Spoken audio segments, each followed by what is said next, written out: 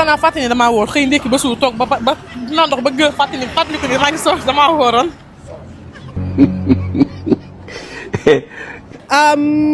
macha allah amati ko contentement à chaque fois di jàkkaarloo ak yéen tey nag maa ngi rompé Ngor ni da ngeen may topp rek xam naa nag heure bi rek léegi mu jot mais da ngeen may topp rek ñu xool lan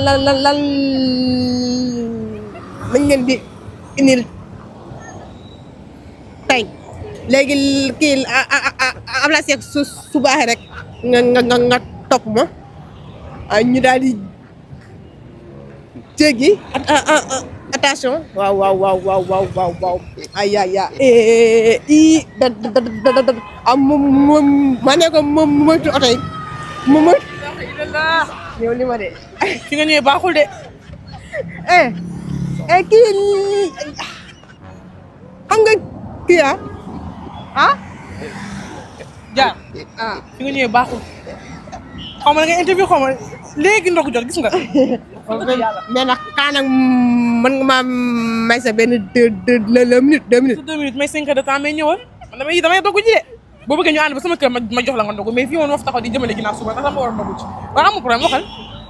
non bu fekkee da ngay yàqal kon ba bàyyil kon. yàqal si moom def naa ko mais waxal rek maa ngi lay déglu. sama oto bi ñëwagul. ok Aïcha nooy dundee koor en tant que actrice. mais woor comme ñëpp rek actrice ak amul benn différence ak koor da ngay woor comme ñëpp rek. franchement. waaw.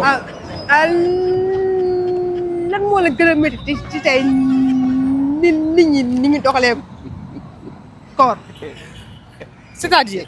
maanaam tey en même temps tey jigéen ñi wala ku mën doon ni ñu doxalee koor xam nga koor dafa bëri ay tart am ñoo xam ne bi koor dañuy def voilà ay yooyu noonu. ay yooyu noonu la maanaam si koor xam ko de. maanaam nit ñi dañuy doxalee koor tey la moo si gën a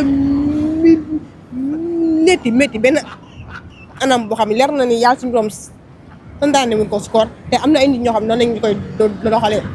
kon dëgg yàlla xoolal loolu man du ma ci sori xam lu tax parce que ku nekk yow sa bopp ngay wooral tey boo wooree def loo xamante ne tey jii nii yow leer na ni méngoowul ak koor loolu yow la.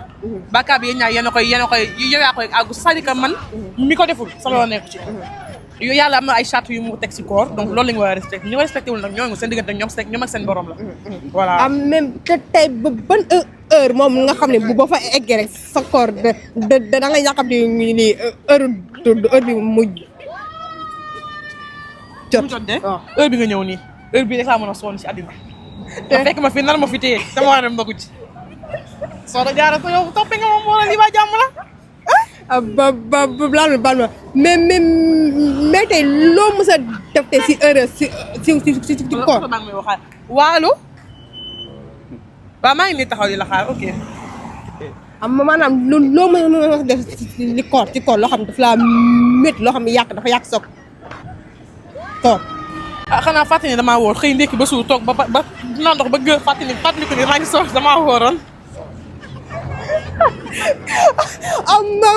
lan nga la jëfal aw lu woor bu la ngoon jot ak nga fàtt woon di woor da nga woor ma ne loolu kii ko man Aïcha rek moom moo ko mën léegi su baaxee da nga may topp ñu dem si arrêt bis bi ñu xool tey ba xam dina fa fekk ñoo xam ne dañooy yàqal parce que heure bi instant bi voilà waaw heure bi instant bi dafa mel ni jot na de ça va yaa ngi jàmm moom lu ñëw ah Cool. oui And nice. waaw yow yaa ngi lii woor yaa ngi woor ah moom déggul xanaa déggul non déggul olof. lum dégg lu mu dégg français la dégg. français dégg na olof tuuti rek. cook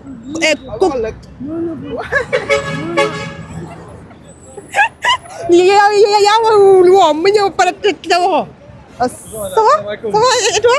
Ça va? Sur Instagram, j'aime ce que vous Hein? faites. Je suis sur Instagram, j'aime ce que vous faites. Oh, merci, c'est gentil. J'apprends le Wolof moi aussi là. Tu comprends le... J'essaie un peu encore là. Je viens d'arriver au Sénégal, j'essaie d'apprendre Wolof.